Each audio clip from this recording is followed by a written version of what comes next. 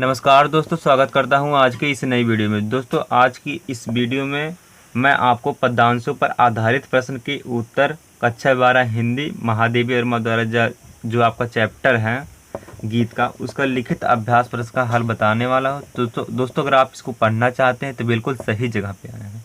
ठीक है, तो चलिए देरी ना करते हैं, वीडियो को हम शुरू करते हैं। आपका जो है पहला क्या है, पद्यांशों पर आधारित प्रश्न का उत्तर। सबसे पहले आपका जो अभ्यास प्रश्न लिखना होगा, अगर आपके पास पुस्तक है तो उसे खोल के देख सकते हैं। तो गीत जो है वहाँ से आपका अभ्यास प्रश्न का प्रश्न पूछा है, तो आप सबसे पहले संकेत डालेंगे और चिर सजग दूर जाना, यहाँ आप संकेत डाल के इतना लिखेंगे। ठीक है ना। फिर उसके आगे आप जो है लिखेंगे दोस्तों, उसके बाद आप लिखेंगे संदर्भ। लेकिन संदर्भ लिखने से पहले आप लोग एक समझ लीजिए, अगर आप लोग इस तरह से कवित्री लिखते हैं तो आपका गलत हो सकता है। ठीक है ना। आपको कवित्री कैसे लिखना है, ऐसे लिखना है। ठीक है, ये आपका सही तरीका है। अगर आप इस तरह से लिखेंगे तो गलत हो जाएगा भाई। ठीक है। और आगे इसमें आप लिखेंगे प्रस्तुत पद्यांश। प्रस्तुत पद्यांश हमारे पाठ्य पुस्तक हिंदी पद्यखंड गीत, यहाँ आप उद्धरण चिन्ह लगा देंगे, गीत नामक शीर्षक से संकलित है। इसके रचयिता कवित्री महादेवी वर्मा जी हैं। इतना आप लिखेंगे। और आगे भी आपको ऐसे ही लिखना है। प्रसंग में आप लिखेंगे प्रस्तुत प्रसंग में कवित्री ने पथिक को निरंतर आगे बढ़ने का प्रेरणा देती है। और व्याख्या में चलो लिख देखते हैं। व्याख्या थोड़ा ध्यान से समझना। कवित्री कहती हैं, ऐ मेरे आत्मा रूपी पथिक, तुम्हारी सदियों से जागती रहने वाली आंखें आज इतना व्यस्त क्यों हैं। उठो, अभी तुम्हें साधना के पथ पर बहुत दूर जाना है। आज चाहे स्थिर हिमालय के हृदय में कंपन होने लगे, अथवा मौन से परिपूर्ण आकाश जो है वह प्रलयंकाली वर्षा करने लगे। ठीक है, वर्षा करने लगे। चाहे आज प्रकाश को अंधकार की घनी छाया निगल जाए। छाया में आपका ये चंद्रकार वाला बिंदी रहेगा, छाया निगल जाए। अथवा बिजली की शाखाओं से निष्फुट तूफान गरजने लगे, लेकिन हे पथिक, तुम्हें इस संसार के नाशवान पथ पर तुम्हें अपना पद चिन्ह छोड़कर आना है। इसलिए उठो, तुम्हें बहुत दूर जाना है। ठीक है, एक बार फिर से देखो। कवित्री कहती है, ये मेरे आत्मा रूपी पथिक, तुम्हारी सदियों से जागती रहने वाली आंखें आज इतना व्यस्त क्यों है। उठो, अभी तुम्हें साधना के पथ पर बहुत दूर जाना है। आज चाहे स्थिर हिमालय के हृदय में कंपन होने लगे, अथवा मौन से परिपूर्ण जो आकाश है वह प्रलयंकाली वर्षा करना लगे। आज चाहे प्रकाश को अंधकार की घनी छाया निगल जाए, अथवा बिजली की शाखाओं से निष्फुट तूफान गरजने लगे, लेकिन हे पथिक, तुम्हें इस संसार के नाशवान पथ पर तुम्हें अपना पद चिन्ह छोड़ आना है। इसलिए उठो, तुम्हें बहुत दूर जाना है। ठीक है, आगे देखते हैं। अगला है आपका प्रश्न नंबर खा है। ठीक है, उसका आप संकेत लिखेंगे और लिखेंगे, कहा न ठंडी सांस में जाग तुझको दूर जाना। ये आपका क्या है, संकेत। बीच में डॉट डॉट रहेगा, ध्यान रखना। संदर्भ में आप लिखेंगे प्रस्तुत पद्यांश हमारे पाठ्य पुस्तक हिंदी पद्यखंड संध्या गीत से अवतरित है। इसके रचयिता महादेवी वर्मा जी हैं। ठीक है, आगे आप लिखेंगे व्याख्या। व्याख्या में आप लिखेंगे, कवित्री कहती हैं, मोह जैसे क्षण भर में नष्ट हो जाने वाले सांसारिक बंधन क्या तुझे अपने बंधन में बांध लेंगे या ये था नहीं या। ठीक है, या इस संसार की रंगीनियाँ, या संसार की, ये वाला रखना चाहिए था, या इस संसार की रंगीनियाँ तुम्हारी रास्ते की बाधा बन जाएंगी। क्या तुम्हारे अपने व्यक्तिगत जीवन की मधुरता वह संसार में चल रहे रुदन क्रुंदन को भुला देगा। क्या तुम अपने ही दुख रूपी फूलों के पंखुड़ियों पर से गिरे हुए ओस के कण रूपी दुखों से भीग जाओगे, अर्थात तुम स्वार्थी हो जाओगे। ऐ पथिक, तुम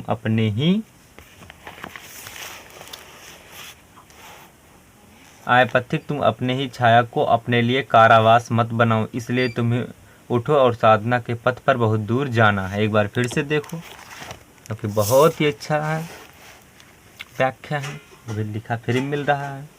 ठीक है, कवित्री कहती है, मोह जैसे क्षण भर में नष्ट हो जाने वाले संसारिक बंधन क्या तुझे अपने बंधन में बांध लेंगे। या इस संसार की रंगीनियाँ तुम्हारे रास्ते की बाधा बन जाएंगी? क्या तुम्हारे अपने व्यक्तिगत जीवन की मधुरता वह संसार में चल रहे रुदन कुरंदन को भुला देगा? क्या तुम अपने ही दुख रूपी फूलों के पंखुड़ियों पर से गिरे हुए ओस के कणों रूपी दुखों से भीग जाओगे, अर्थात तुम स्वार्थी हो जाओगे? ऐ पथिक, तुम अपनी ही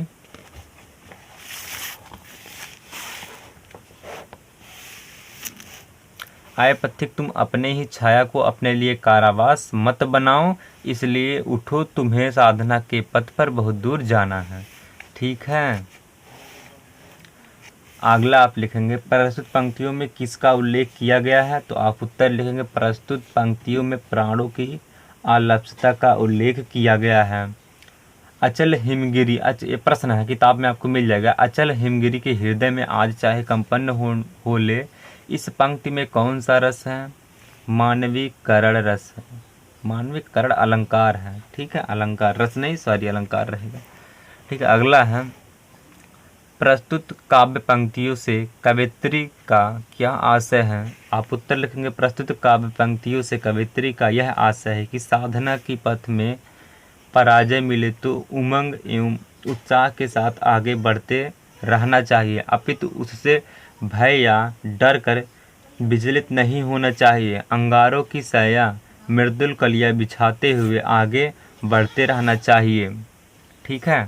एक बार फिर से देखो, क्योंकि अगर आपको बोर्ड एग्जाम में आ जाएगा तो आप क्या करेंगे? जब दोबारा पढ़े रहेंगे तभी तो आपके दिमाग में कुछ शेष बचा रहेगा, और नहीं तो इसे कहानी की तरह समझ के निकल जाओ देखो हल कर पाओगे। वैसे तो क्लास में नए कपड़े ड्रेस पहनकर सभी लोग आते हैं, लेकिन एक दो ही लड़के व लड़कियां होते हैं जो पूरे क्लास को खड़ा होकर किताब लेके पढ़ते हैं, पूरे क्लास में पढ़ते हैं, आपको पता ही होगा। प्रस्तुत काव्य पंक्तियों से कवयित्री की यह आशा है कि साधना के पथ में पराजय मिले तो उमंग एवं उत्साह के साथ आगे बढ़ते रहना चाहिए, अपितु उससे भय या डर कर विचलित नहीं होना चाहिए। अंगारों की सया मृदुल कलियां बिछाते हुए आगे बढ़ते रहना चाहिए। लड़कियां क्लास में तेज होती है, लड़का एक नंबर के गधे होते हैं। क्यों? सही है ना? लड़के जाते हैं क्लास में गोल बना करके यहाँ वहाँ घूमते हैं, लेकिन मेन लड़ाई में लड़कियों की ही संख्या ज़्यादा रहती है। मनुष्य अपने, ये गलत है, मनुष्य अपने लक्ष्य की ओर आगे बढ़ने के लिए क्या करना चाहिए? मनुष्य को अपने लक्ष्य के लिए आगे बढ़ने के लिए क्या करना चाहिए? मनुष्य को अपने लक्ष्य की ओर आगे बढ़ने के लिए निरंतर प्रयास करना चाहिए। प्रस्तुत पंक्तियों में कवयित्री ने किसका आह्वान किया? प्रस्तुत पंक्तियों में कवयित्री ने पथिक को निरंतर आगे बढ़ने का आह्वान किया। ठीक है ना? प्रस्तुत पंक्तियों में कवयित्री ने पथिक को निरंतर आगे बढ़ने का आह्वान किया। अगला मतलब ये गा वाला है प्रश्न। ठीक है ना? गा वाला है। तीसरा, यहाँ पर संकेत आप सेम छाप लेंगे। ठीक है। पंथ रहने दो, बीच में डॉट डॉट, दीप खोता। अगला संदर्भ प्रस्तुत पद हमारे पाठ्य पुस्तक दीपशिखा गीत से संकलित है। इसका रचयिता महादेवी वर्मा जी है। और आगे है दोस्तों, आगे आपका प्रसंग, संदर्भ हो गया, प्रसंग में आप लिखेंगे प्रस्तुत प्रसंग में पथिक के मार्ग में कठिनाइयों को दूर करने वाले भावना को व्यक्त किया गया है, जिसमें मार्मिक वर्णन इस प्रकार से जो व्याख्या में मिलेगा। ओके, चलो देखते हैं व्याख्या, फटाफट छाप लो। कवयित्री कहती हैं यद्यपि मेरे प्राणों का पथिक अकेला है। कवयित्री कहती हैं कि यद्यपि मेरे प्राणों का पथिक अकेला है और मेरा पंथ अपरिचित है, फिर भी मैं अपने साधना के पथ पर अकेले बढ़ती रहूंगी। चाहे आज मेरी छाया अमावस्या बनकर घेर ले, चाहे आज इन काजल लगी हुई आंखों से आंसुओं भरे बादल वर्षा करने लगे, वे आंखें सूखे होंगे। यहाँ आप लिखेंगे यहाँ से, ठीक है ना? यहाँ से, वे आंखें सूखे होंगे जिनमें आंसू नहीं होगी, जिनकी तिल बुझी होगी, पलकें झुकी होंगी। ऐसे नेत्र वे कोई और नेत्र होगा, ऐसे नेत्र वे कोई और नेत्र होगा। ठीक है। मैंने अपने जीवन रूपी दीपक का समानता आर्द्र दृष्टि में ही किया। मैंने अपने जीवन रूपी दीपक का समानता आर्द्र दृष्टि में ही किया है। मतलब आंसू से भरी हुई दृष्टि में, आंसू से भरे ही नेत्र में, ठीक है, दृष्टि में नहीं। दृष्टि मतलब क्या होता है? नेत्र ही होता है। कवित्री को साधना के पथ पर बढ़ने से कौन रोक नहीं सकता? बाप रे! कवित्री को साधना के पथ पर बढ़ते रहने से मार्ग की बाधा भयंकर तूफान रोक नहीं सकता। मतलब बड़ी ताकत है इनके पास। खाली इसके मोटिवेशन लड़कियों को ही मिल सकता है, बेचारे लड़के कहाँ जाएंगे। प्रस्तुत पद्यांश में कवित्री किस पथ पर आगे बढ़ने का आह्वान करती हैं? प्रस्तुत पद्यांश में कवित्री साधना के पथ पर आगे बढ़ने का आह्वान करती हैं। इस पद्यांश में किस भावना को व्यक्त किया गया है? इस पद्यांश में साधना के पथ पर पथिक को कठिनाइयों को दूर करने का भावना को व्यक्त किया गया है। संकेत में आप सेम छाप लेंगे, अगला वाला है, ठीक है। संकेत में नीर भरी दुख की बदली वाला है, ठीक है। संकेत में नीर भरी निर्झड़ी मछली। संदर्भ आप सेम छाप लेंगे और आगे लिखेंगे प्रस्तुत पद्यांश हमारे पाठ्य पुस्तक हिंदी पद्यखंड संध्या गीत के गीत नामक शीर्षक से अवतरित है। इसके रचयिता महादेवी वर्मा जी है, ठीक है। आगे आप लिखेंगे। चलिए आगे देखते हैं। प्रस्तुत प्रसंग कवित्री स्वयं को नीर भरी बदली बताती हुई लक्ष्य की प्राप्ति व्याकुलता प्रस्तुत करती, जिसका मार्ग वर्णन इस प्रकार है। व्याख्या में आप लिखेंगे कवित्री कहती हैं, उसके मतलब जिसका वर्णन इस प्रकार है व्याख्या में जो है, ठीक है ना, वही चीज़ों को कह रहा है। व्याख्या में आप लिखेंगे कवित्री कहती हैं कि मैं जल से भरी हुई दुख की बदली के समान हूँ। कवित्री कहती हैं मेरे हृदय में अस्थायित्व बसा हुआ है। जब मैं दुख से रुदन करते हुए आहत करती हूँ तो इस संसार की प्रसन्नता मिलती है और मेरे नेत्रों में दीपक जलती रहती हैं। मेरे पलकों से निरंतर अश्रु से प्रवाहित होते रहते हैं, ठीक है। मेरा हर एक कदम संगीत से भरा हुआ है। मेरे स्वप्नों से स्वप्न रूपी पराग झरते रहते हैं। एक बार फिर से देखो, कवित्री कहती है कि मैं जल से भरी हुई दुख की बदले के समान हूँ। कवित्री कहती है मेरे हृदय में अस्थायित्व बसा हुआ है। जब मैं दुख से रुदन करके आहत करती हूँ तो इस संसार को प्रसन्नता मिलती है। मेरे नेत्रों में दीपक जलती रहते हैं। मेरे पलकों से निरंतर अश्रु प्रवाहित होते रहते हैं। मेरा हर एक कदम संगीत से भरा हुआ है। मेरे स्वप्नों से स्वप्न रूपी पराग झरते रहते हैं। अगला प्रश्न है आपका। अगला प्रश्न है कवित्री के निरंतर रुदन का क्या कारण है? कवित्री को निरंतर रुदन लक्ष्य की प्राप्ति रुदन का कारण है। कवित्री को निरंतर लक्ष्य की प्राप्ति रुदन का कारण है। प्रस्तुत पंक्तियों में कवित्री ने स्वयं को क्या बताया? प्रस्तुत पंक्तियों में कवित्री ने स्वयं को नीर भरी दुख की बदली बताया है। अगला प्रश्न है VI, ठीक है। नैनों में दीपक जलते इस पंक्ति में कौन सा अलंकार है? नैनों में दीपक जलती इस पंक्ति में उपमा अलंकार है भाई। अगला प्रश्न है, लास्ट प्रश्न है, ठीक है, ये वाला जो है अंतिम प्रश्न है।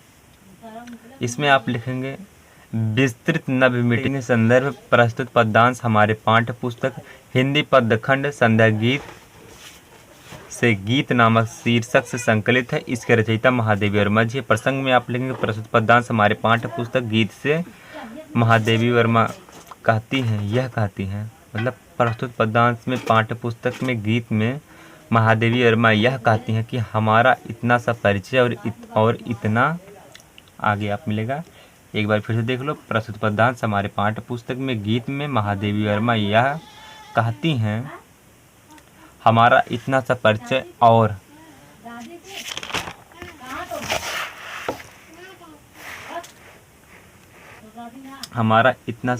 और इतिहास है कि कल मैं आई थी और आज चली जा रही हूँ। इसका मार्मिक वर्णन व्याख्या में किया गया है, ठीक है। कवित्री कहती हैं कि आज मेरी आगमन का संदेश सुनकर इस विशाल इस विशाल से विशाल संसार का कोना प्रसन्न हो उठता है, पर इस संसार का कोई भी कोना मेरा अपना नहीं हुआ। मेरा बस इतना सा परिचय है और इतना सा इतिहास है कि मैं आज आई थी, कल चली जा रही हूँ।